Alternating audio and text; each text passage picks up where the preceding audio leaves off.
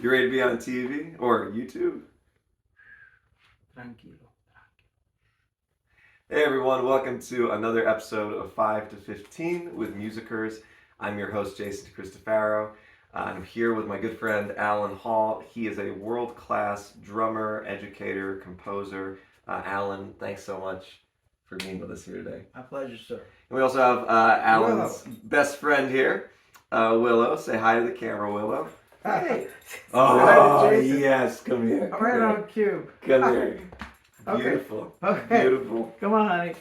Let's have. There we go. So, Alan, you've done a lot of things. You know, you were a professor of music at Berkeley College of Music, where you taught drum set for years. Rat-a-tat, right, was your chamber jazz group.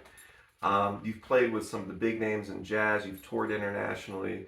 Now you live here in West North Carolina, and you're very active as a drummer. But you've also increasingly in more recent years put on this other hat and focused a lot of your time and energy on your own music. So what I'd like to talk about, I guess, first is how you transitioned from being a professional drummer and drum educator to being a composer. When did that transition happen, and what sort of prompted that change? Well, the thing is, I mean, I've been writing on some level since I was a kid. Really, my first song I wrote, I don't know, was maybe it was 12 or 13. A little waltz on the piano. Oh, nice. Inspired by a Buddy Rich tune, a minor waltz. Mm. I loved it, so I wrote this little waltz, first waltz, I think. So you must have had piano lessons, or were you self-taught, or? Yeah, no, I had some piano lessons. My mother played piano, she sang, so there was always music in the house. So that's when I started just messing around. And in high school, I was in a band, Gorman the Troll. What's the name of the band? Gorman the Troll. I like that. And we all did some writing, you know. So it's always been in there in the mix, more or less, throughout my whole career, really. In California, before we moved here, we lived in a place called Sebastopol. And so in that place, they had a piano. We rented a place, and one of the requirements of the rental was, I'm sorry, but there's a piano there. You're going to have to take the piano. The baby grand, is that okay? Wow.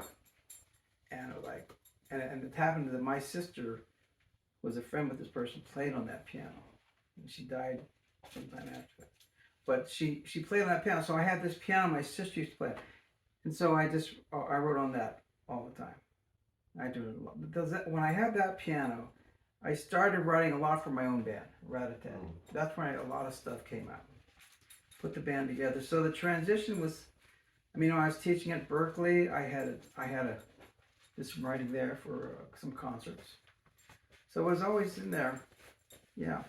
So it was always a part of you, but it became, I guess, more active around that time when you had your own group and also access to this beautiful instrument to write out different parts. Yeah. And Rat-a-tat, right? This group that you had out west in California. Chamber group, right? I mean, it's like a chamber group in the sense of it's not a traditional smaller jazz combo or big band. Can you tell us a little bit about the instrumentation of that group and how that instrumentation informed your compositional process? Interesting how that went. So the instrumentation was piano, bass, drums, vibes, bassoon, and trombone. That's really cool. Yeah, and that instrumentation came about sort of over the years. I was thinking, you know, I'm working in the area and playing with people and thinking, who would I possibly like in this band that I want to do someday? And I eventually, through the gigging process, met these folks like, yeah, that voice, yeah, that player, you know, yeah, that guy's got spirit, I want him in here. So that was part of it. Just I met people that I really wanted to play with. It's like the Duke Ellington approach. Like I guess writing so. for I knew they were players. They could blow. They could read anything. And then the bassoon was the real weird one. Right. Paul Hansen's just a he's amazing. Yes. So that affected the sonorities of the group, and I had to really kind of work with the ranges of. That's kind of why I had the vibes actually, because there's so many low sounds. Yeah. I had to have some vibes being octave up to make things pop out more. Balance out the highs and the lows, right? Yeah. Well, and then you moved to West North Carolina, and you've worked a lot with your own group here. which is sort of a rotating instrumentation. At its minimum size, I think it's a trio. At its maximum size, I think it's Well, we haven't played yet as a nonette, but I think we can be a nonette. yeah. Very cool. And the instrumentation for that group, when it's at its full So, nine-piece so it'd be configuration. four of the rhythm section: drums, bass, piano, guitar, vibes, and horns. Two saxes: Will Boyd, Jelen Hannon, oboe, and then violin. It's an amazing instrumentation. Yeah, so it's cumbersome. It is. It is. It's crazy, really, but that's Well, and so there's also the reality. I guess we'll shift to the creative process in a second. We're back to that, but I want to talk about sort of just the very pragmatic booking a nine-piece band. And this is why I think having different configurations works. But for other folks out there who might be watching who have similar projects, what's some advice you would give them in terms of coordinating, working with so many musicians, and booking all these musicians? Don't do it, is what I would suggest. Don't even attempt it. I mean, it's crazy. So it's not a good way to go. Luckily, we have a place where we can play and squeeze into this little room, little jumbos, but so that was been very helpful to make. That's a septet. So we mostly work as a septet. Yeah. And I have yet to book the group, the big group. I'm writing songs with that in mind. Yeah. The one practical thing I would say is, everybody's busy. Everybody's got to get work. Everybody's got to make money. This is a jazz band. How much money do you make in a jazz band? Not a lot. So it's good to have subs for every position. So I basically have several subs in different configurations that will work for different gigs if I need it. And that's the other thing. Like a stable of musicians. Stable musicians, right. And the other thing that's cool about it is if you have a larger band, you can then have the smaller units within the concert, a trio, a quartet, a quintet, a septet. You can really change it up, what the audience experiences, which is really what I love to do. Yeah, that variety in a concert. Yeah. Well, I guess one thing, going back to the creative process, is, your primary instrument is drum set. Obviously, you play piano and you've got a great ear and you write all this wonderful melodic stuff, but how does being a drummer, in your opinion, influence your process as a composer? So I was thinking about this. I think something about being a drummer, we're always in the background. We're observing and supporting what's going on in front.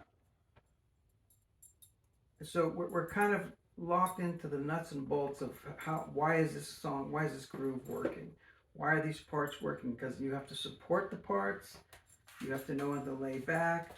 So for me, you get to see the bigger picture back there. You're not up front worrying about working with the audience. You're behind your drums, observing. I think that helps because you get a sense of how these things come together. Yeah. That's one way. In terms of harmonic knowledge, I don't think it's helped that much. I learned what I know through college and just kind of fiddling on the piano. Well, one thing I've noticed in a lot of your compositions, and we've joked about this, very little of what you write is in 4/4. You write a lot of stuff in 3 and 6 and odd time signatures and mixed meter where you're changing time signatures. Do you think the drumming has an influence in that way? Well, I would say, yeah. I mean, I've had the good fortune of being able to play with musicians who wrote complicated music. Yeah. And knowing how to work through that. And in order to play that, you have to do a lot of practicing to get comfortable with it. So I'm comfortable with those things. So I'm not limited in terms of, keeping things straight and, one way. I like to change things up. Whatever the melody, phrasing seems to work for me, that's what it's going to be. I can execute it. So your melodies in odd time signatures never feel forced, like, let me try and write something in 5. They always feel like just a very natural thing that organically happens. That's great. And so that makes sense. Well, when I'm playing it, because there's so much music, I think, where it's like, it feels like the person's trying to write something in 7 to be different instead of just playing in 7 because that's what they heard. And in your case, it feels very organic and natural, and that's great. Like what you heard. That's the idea. One of the things I do, I think that helps, is that I always sing my melodies. My melodies always come from me singing, and the harmony comes from me singing. So it's always, I think, fairly relatable. Yeah. I think some people write from more of an abstracted concept of interval and harmonic and mode structures.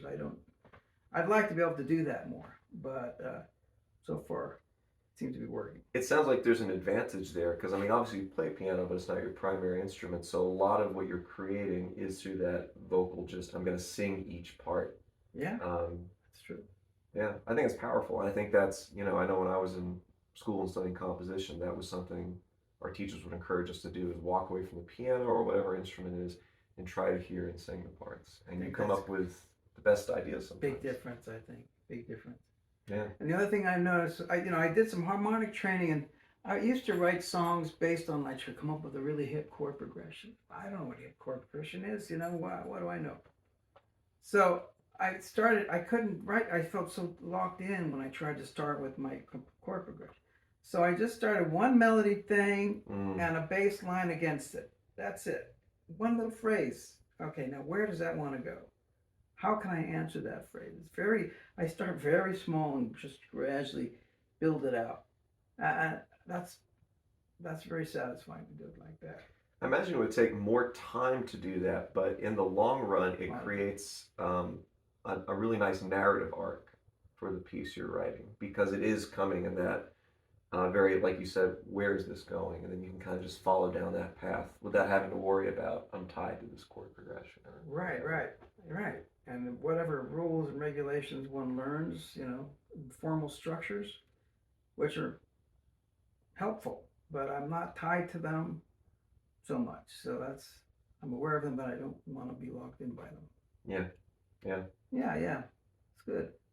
Well, I always enjoy playing your music and enjoy having you play it, man. Likewise. And I appreciate sharing that process. I think there's a lot of people out there who are coming to composition from different angles. So for those folks listening, you don't have to go the traditional route as a composer. You can come with really amazing music using a lot of different approaches. So small steps. Alan, thank you so much. Before we go, where can people learn more about you and your music? Do you have a website? Yeah, so I have my own drumming website is jazzdrumming.com. The band's website is ashevillejazzcollective.com. And I have a Bandcamp site, alanhallmusic.bandcamp.com, where they can download and listen to some of my music. Awesome. Alan, thank you so much. All right. Yeah. Have a great day, y'all. So long.